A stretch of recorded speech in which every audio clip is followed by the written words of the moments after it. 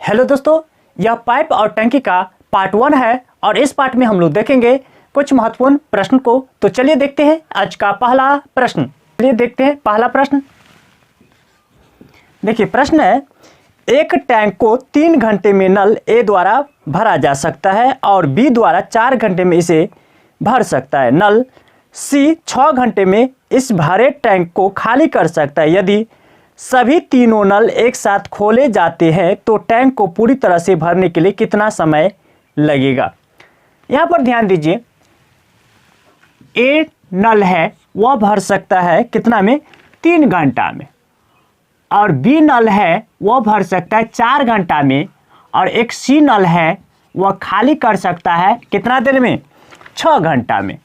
तो यहाँ पर देखिए, भरने वाला नल है तो प्लस कर देते हैं और खाली करने वाला नल है तो माइनस कर देते हैं। अब टंकी का क्षमता निकालेंगे तो सभी का एलसीएम ले लेते हैं। तो सभी का एलसीएम कितना हो जाएगा, 12। अब प्रत्येक नल का 1 घंटा का कार्य क्षमता निकालेंगे, घंटा में तो इसलिए 1 घंटा में। तो 1 घंटा का कार्य क्षमता कैसे निकलेगा, 3 से भाग दीजिए तो 4, 4 से भाग दीजिए तो 3, और 6 से भाग दीजिए तो 2। अब तीनों द्वारा कर रहा है, भरने में कितना समय लेगा, तो यहाँ पर तीनों का हम 1 घंटा का कार्य क्षमता निकालेंगे। तो कैसे निकलेगा, देखिए प्लस में है तो जोड़ लीजिए तो कितना हो जाएगा, दोनों 7, और ये 2 माइनस में है तो घटा दीजिए इसमें, तो 7 में से 2 घटाइए तो कितना, 5। यानी तीनों का 1 घंटा का कार्य क्षमता निकला।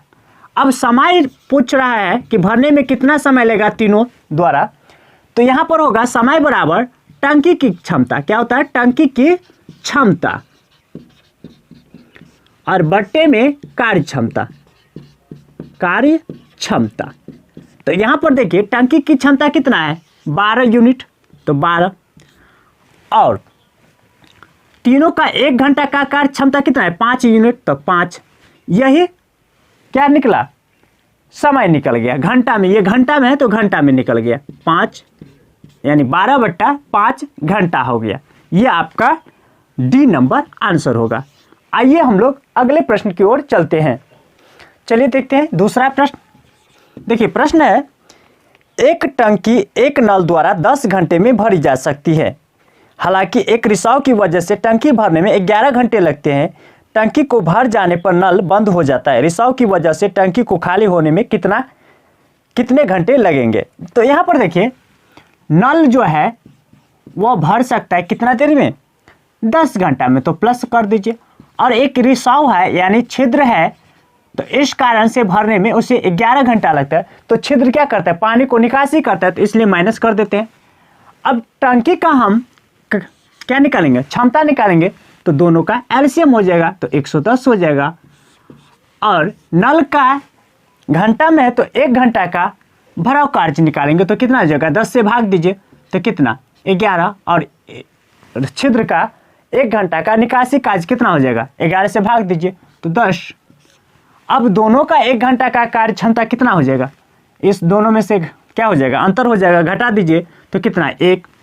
अब समय पूछ रहा था, क्या बोले हैं कि क्षमता लिखना है टंकी का, तो टंकी का क्षमता और नीचे में कार्य क्षमता, तो कार्य क्षमता कितना निकल के आया, 1। यह क्या निकला, घंटा, 110 घंटा। यह आपका डी नंबर आंसर होगा। आइए हम लोग अगले प्रश्न की ओर चलते हैं। चलिए देखते हैं तीसरा प्रश्न। देखिए प्रश्न है, पानी की एक टंकी ए और बी नलों द्वारा क्रमशः 5 मिनट और 6 मिनट में भरी जाती है, जबकि नल सी उसे 8 मिनट में खाली कर सकता है। यदि सभी नल एक साथ खोल दिए जाए तो टंकी का 3/4 भाग भरने में कितना समय लगेगा। यहाँ पर देखिए, ए नल 5 मिनट में भर सकता है तो प्लस, और बी नल इसे 6 मिनट में भर सकता है तो प्लस हुआ, और एक सी नल है यह 8 मिनट में खाली कर सकता है तो माइनस। अब टंकी का क्षमता निकालेंगे तो टंकी का क्षमता क्या होगा, एलसीएम तीनों का तो 120 हो जाएगा। अब ए नल का 1 मिनट का कार्य क्षमता, तो 5 से भाग दीजिए तो कितना हो जाएगा, 24, और 6 से भाग दीजिए तो 20, और 8 से भाग दीजिए तो 15। तीनों का 1 मिनट का कार्य क्षमता निकालेंगे तो इस दोनों को जोड़ दीजिए आप, 15 घटा दीजिए तो कितना हो जाएगा 29। अब देखिए क्या करें, 3/4 भाग भरने में कितना समय लेगा, तो इसका ना 3/4 भाग, तो 120 का 3/4 भाग कर दीजिए तो कितना हो जाएगा, ये 30 यानी 30 गुने 30 3, 30 गुने 3 तो कितना हो जाएगा 90। यही 90 जो है भरने में कितना समय लेगा, तो 90 यानी क्षमता हो गया यह, और यह कार्य क्षमता हो गया, तो 29 नीचे में हो जाएगा। ये आपका आंसर होगा, ये आपका डी नंबर आंसर होगा। मिनट में है। आइए हम लोग अगले प्रश्न की ओर चलते हैं। चलिए देखते हैं 4 नंबर प्रश्न। देखिए प्रश्न है, तीनों नल ए, बी और सी एक टंकी को 12 घंटे में भर सकते हैं। तीनों नल को एक साथ खोल दिया जाता है तथा 4 घंटे के बाद सी को बंद कर दिया जाता है तथा ए और बी शेष भाग को 14 घंटे में भर देते हैं। सी अकेले खाली टंकी को भरने में कितना समय लेगा। तो यहाँ पर देखिए तीनों नल जो है 1 घंटा में कितना कार्य करता है, वह काम करता है कितना, 1/12। तीनों नल द्वारा 1 घंटा का भराव कार्य निकालना है। क्या निकालना है, 1 घंटा का भराव कार्य। तो यहाँ पर 4 घंटा का भराव कार्य निकालना है तो क्या हो जाएगा, 1/12 गुणे 4 यानी 3 करें 4 1 4 4 3 12 1/3। शेष कार्य कितना हो गया, शेष कार्य 1 में से घटा लीजिए तो 1 माइनस 1/3 यानी 2/3। यही काम कितना समय में करता है ए बी, 14 घंटा में।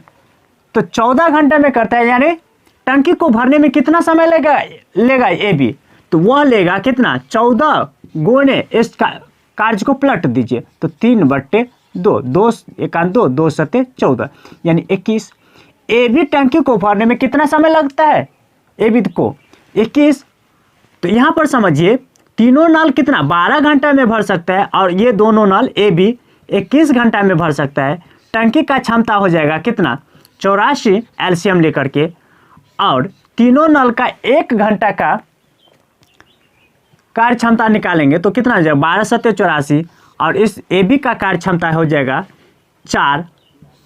अब सी का कार्य क्षमता निकालें, इसमें देखिए ए बी और सी है, इसमें ए और बी है तो इसमें से हम इसको घटा लेते हैं तो क्या सी का निकल जाएगा, तो सी का कितना हो जाएगा 3 यानी सी का 1 घंटे का कार्य क्षमता 3 आया। अब सी क्या कर रहा है, सी अकेले खाली टंकी को भरने में कितना समय लेगा। तो यहाँ पर 84 है क्षमता, तो 84 में भाग देना है इस 3 से तो कितना आ जाएगा 28 घंटा। ये आपका सी नंबर आंसर होगा। यदि आप लोग इसी तरह का ट्रिक पाना चाहते हैं तो हमारे चैनल के साथ जुड़े रहिए। जी धन्यवाद।